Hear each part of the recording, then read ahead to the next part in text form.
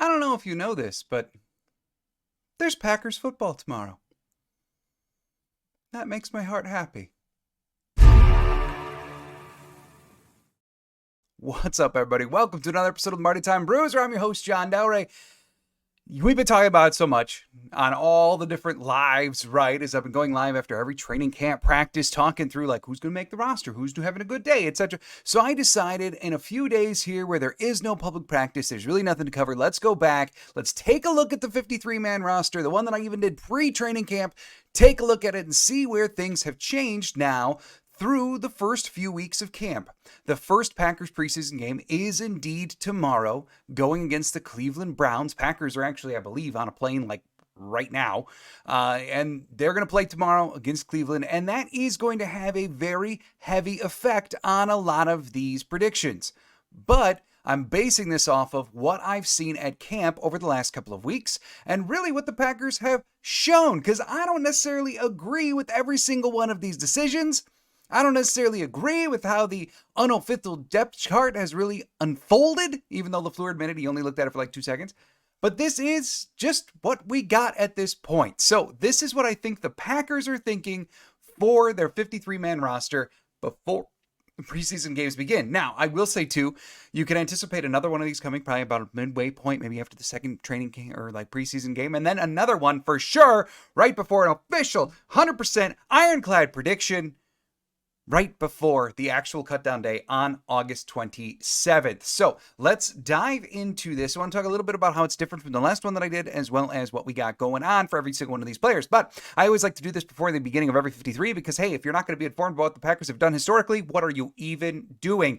This is what Brian Gutekunst has done since post like COVID. So if you need a refresher at all, I do like to put this on all the 53s. Pause it. Feel free if you're on YouTube, whatever, take a look at it. But that is the positional breakdown. You can tell where he goes heavy versus where he goes a little bit lighter. You can also tell sometimes some of the tricks that he plays, like not having a technical long snapper on the roster last year and doing a do-si-do with Matt Orzik, kind of like he did with Peter Bowden earlier this training camp where he cut him and then brought him back like 3 days later. But nonetheless, you get the point. That's where he goes heavy and light. And also not really that surprising to see lesser offense than defense quite a bit. So let's hit it. First of all, quarterback. At the last one, I said Jordan Love, Sean Clifford. They would be the two. I'm not going to change that yet. Sean Clifford, through most training camp practices, has been relatively disastrous, right? But from what I've seen, he still is very much quarterback 2 on the roster. Matt LaFleur even said, and when talking about preseason playing time, that the majority of it would realistically go to Clifford over Pratt. When we look at what are the line rotations in camp every single day, Clifford has always been firmly entrenched as the 2. They have not tried Pratt with the 2s really at all. So at this juncture, Sean Clifford is still very much quarterback 2. As for whether they should keep Pratt or not, look, this isn't necessarily like an indictment on Pratt. He's played pretty well. He's played a lot like a 7th-round rookie. He's going to look like he's done some really nice things. The arm is certainly there.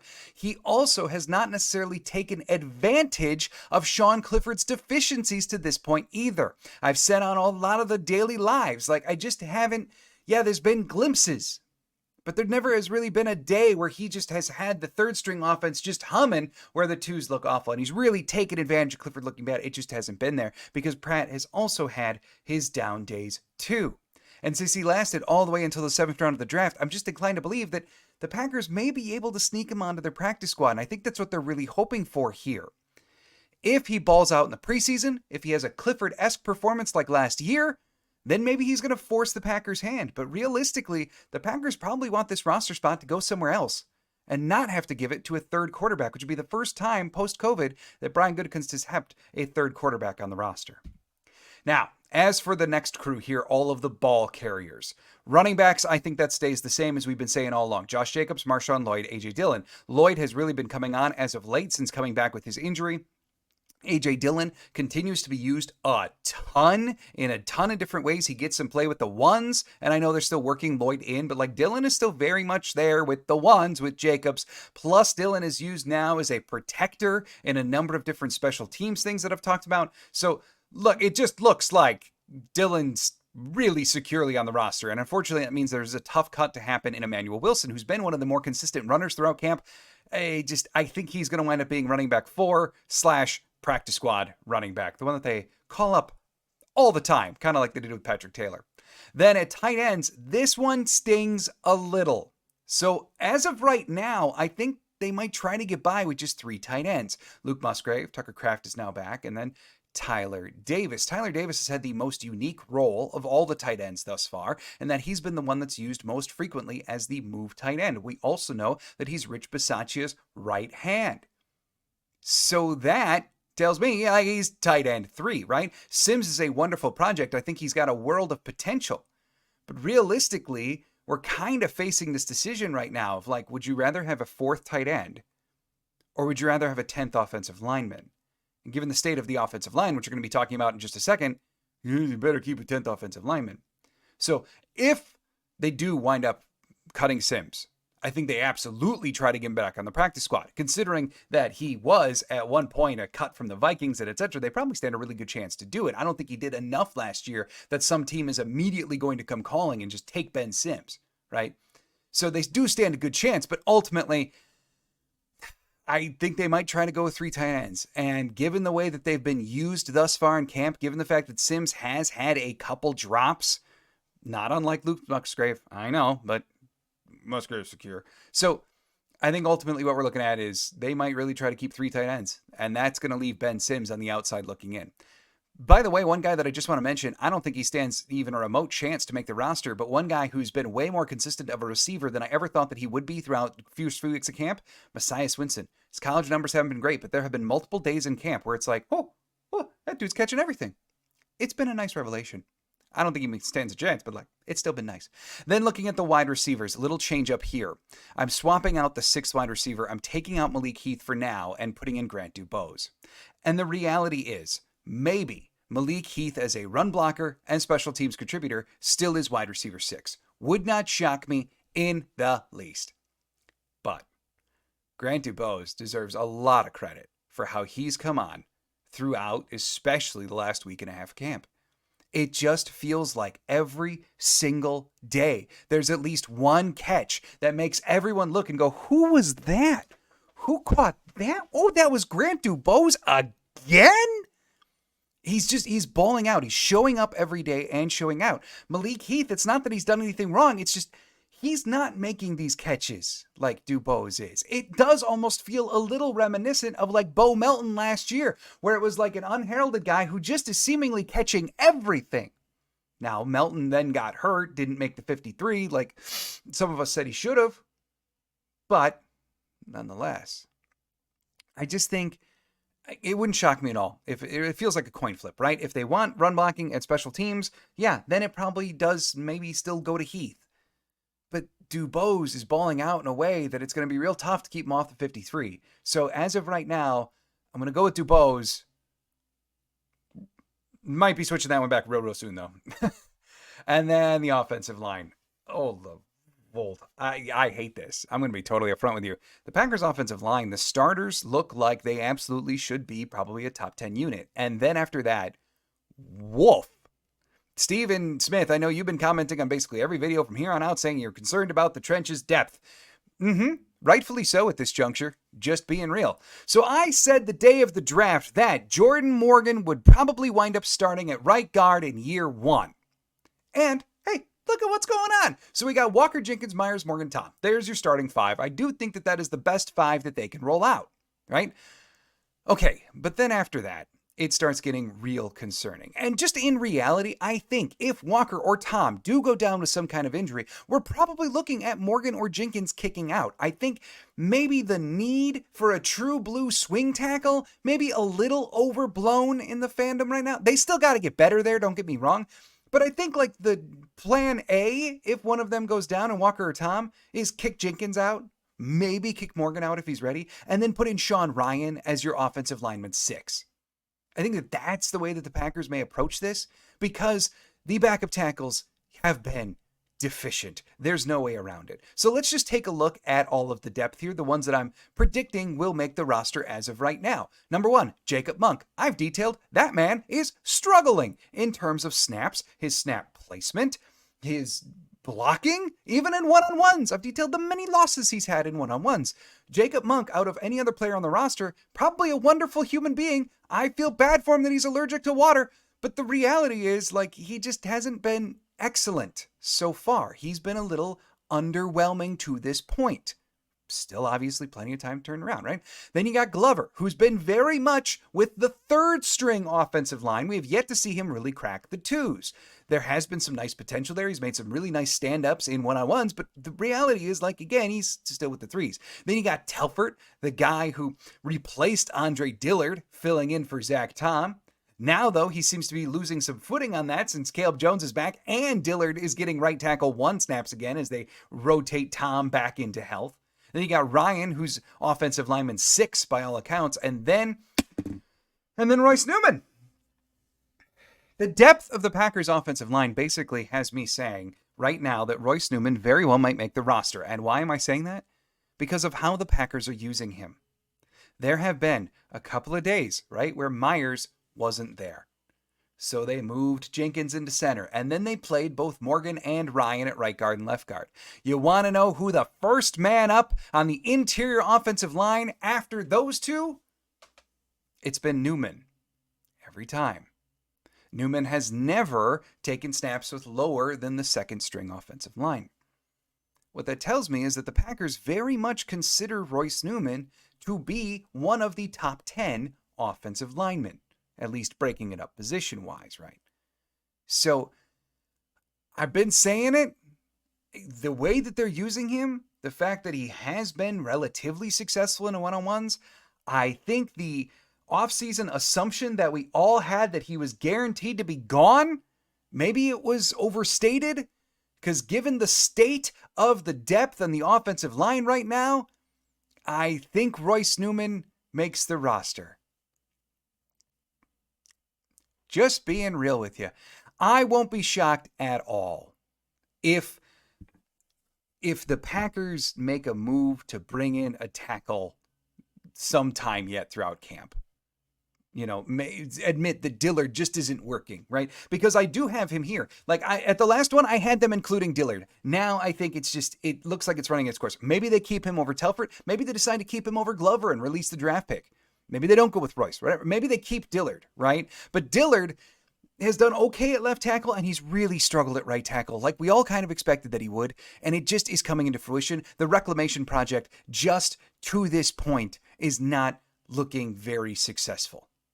Games could change that, of course. But then also I used to predict Donovan Jennings on here. But just like a couple other guys, if you want to make the roster, especially as the 8th round draft pick or the UDFA, you better actually play. And Donovan Jennings, with his knee injury, has barely ever played.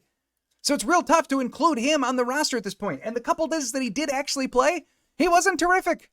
So it's really hard to say that he should make the roster. So now all of a sudden, this is what you're looking at as your backup 5 offensive linemen. I won't be shocked at all if Brian Gutekunst is also looking at this list and going, "Hi, let's make some calls. Let's see what we can do." Maybe they trade from a position of wealth. Maybe they just go sign a guy, because there always are.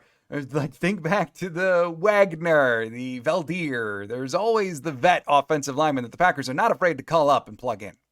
Maybe we'll see that. But as of right now, I think that is the offensive line on the 53 if it had to be made today.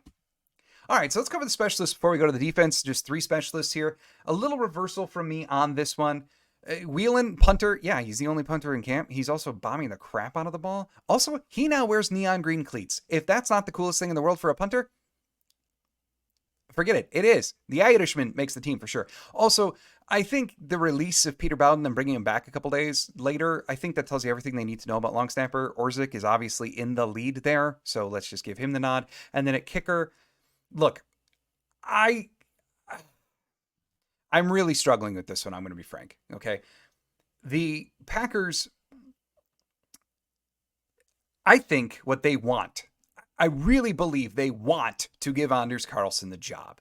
From an age standpoint, from a contract standpoint, from the draft pick status, it all makes sense, right? To give the job to the guy that you drafted to do the job rather than the unrestricted free agent you brought in.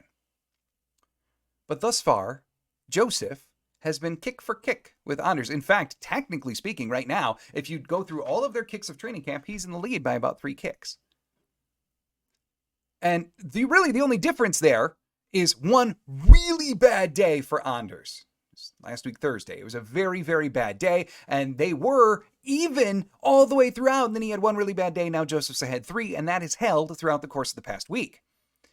But the thing here is, and I think the Packers want to keep Anders, I'll say it again, but the thing really for me here is when I watch them kick, I've detailed in the lives how Anders just seems to be short kicking everything, how he's not backing up as far. Everything, it's like they're trying to say, hey man, you got 8-foot long legs. So we don't want you to back way the freak up like little Joseph does. We want you real close to the ball because you don't got to back up that far. Also, when it comes to your follow through, you don't need to follow through because if you do, it might go right into the long snapper's hind parts. But instead, do a short kick and then stop worrying about power and just try to be more accurate. That's what I really feel like they're going for with Anders. But the thing is, it just doesn't look comfortable. Whereas when you watch Greg Joseph kick, it's like, oh, there's a professional kicker who's comfy in what he's doing. And if that continues through camp, now if Anders settles in and they stay perfectly even or at least within a couple kicks, and he really settles in, then it probably does go to Anders. But right now, one of them looks uncomfortable. One of them looks perfectly comfortable. And so at least for me, I would think, right? They're going to tilt it towards the guy who looks confident in every kick. Not the guy who just looks like he's short kicking everything. Still, though, this is going to be a fascinating thing to watch because statistically, they're darn near perfectly even. But in terms of feel, how they're kicking, technique, these two guys couldn't get much farther apart. And it's going to be fascinating to see what the Packers do with this. All right, defense. This should actually be easier. Somehow they brought in a new defensive coordinator, and this is easier to predict. So let's take a look at the defensive tackles first, right? Kenny Clark, TJ Slayton, Devontae Wyatt, Kobe Wooden, Carl Brooks. Yeah, Jonathan Ford there is probably like defensive tackle number 6. However, I'd be really surprised. I know every year they keep a 6th interior defensive lineman and then they never ever use them. I think now utilizing a 4-3 base or really what is a 4-2-5 nickel base, I think you just don't need a 6th defensive tackle anymore. And frankly, Jonathan Ford, Jack Heflin, the guys that they've kept around as the 6th defensive lineman for the last 3 years have never exactly been impactful or played ever. So stop it when you can probably just get Ford or one of the others on your practice squad. So let's go with 5 defensive tackles there, and I really think that that's kind of the way it's looking, although I will say Ford has looked better. Beyond that, though, I think that those are your 5. Kobe Wooden, also, by the way, Carl Brooks continues to show out. Kobe Wooden, for his draft status, for being second year, I know he's packed on a lot of weight, he's getting used to some new stuff. He's had a very quiet camp. And I do hope that reverses for him soon. In terms of defensive ends, I think you got 5. Gary, Smith, LVN, absolutely unequivocally your top 3. Then you've got Kingsley and Egbare, but then let's also include Brenton Cox Jr., who really has come on over the course of the last week. And it's not just through his pass rushing. He's made a number of nice run stops in practice this week as well. Been a really encouraging development. Even LaFleur mentioned that he's been really solid. He's eager to looking forward to seeing him in games. Yeah, generally a good sign. I think Brenton Cox Jr. is really elevating his status, locking himself in his defensive end 5. I will say, too, there was some buzz around OTAs around Deslin Alexander, but hey, to make the team, you have to play. And unfortunately, Alexander's been hurt now for a while, so unlikely that he's going to make the team unless he really can just come in like a bat out of hell once he's actually healthy. Then for your linebackers, I included 5. Christian Welch, really linebacker 6. I don't think he makes it. Maybe he does. It's just, it feels an awful lot like, hey, if you had to choose between having 5 linebackers, 4 of which you can trot out on special teams at any time, plus then keep a 6th who can do special teams, or would you rather have a 6th corner, your most injury, depleted roster spot, what feels like in perpetuity? Would you rather just have a 6th corner? And I think that's the way they tilt this year. So the linebackers, Quay Walker, Isaiah McDuffie, Eric Wilson, Edgerrin Cooper, Teron Hopper. And I think that's they're the clear-cut top 5. Welch is 6. He makes it if they really want that special teams guy. But Wilson is already your special teams ace. Cooper certainly can be. Hopper can be. McDuffie's been it before. You got the guys to already do it. So let's move on. All right, so then in terms of the secondary, finishing up the 53, I think 6 corners. The last time I did this, I did not include Kalen King. He was a 7th round rookie. There was other spots that need attention, but nah, like now he is slot corner 2 behind Keyshawn Nixon. He's been training with Nixon a lot. He's had days where he has really looked the part. I do think he's given himself a really strong argument to make the roster, at least thus far. So 6 corners being Jair, Eric Stokes, Keyshawn Nixon, Carrington Valentine, Kalen King, and Corey Ballantyne. Ballantyne as well has been a protector on special teams. He is training to be both slot and outside. That helps his chances a lot. So I feel pretty good about that 6. Then at safety, you've got Xavier McKinney. Duh. And then you've got the 3 guys who have been rotating on a near daily basis to be the starter next to Xavier McKinney and Javon Bullard, Evan Williams, and Anthony Johnson Jr. All of them certainly seem to be locks at this point. Then you've got Keaton Oladapo, who has been like he's slowly coming along. Keep in mind, because I've gotten some questions lately about how involved has Oladapo been since he's come back. He's only been back for about a week. The dude really hasn't played football since March. So this is going to be a little bit longer of a ramp up for him than we've seen some of these injured guys take. It's been slow coming. I still think like he makes the roster at the very least. I mean, y'all know how affectionate I was towards him in the draft process. At the very least, he's going to be a special teams guy for you this year. So there's your 5 safeties. Ultimately, what that brings us to 2 quarterbacks, 3 running backs, 6 wide receivers, 3 tight ends, 10 offensive linemen. Although one may be coming from the street, who knows. 3 special teamers, 5 defensive tackles, 5 defensive ends, 5 linebackers, 6 corners, 5 safeties, bringing us to totals 24 offensive players, 26 defensive players, to a grand total of 53 for the roster.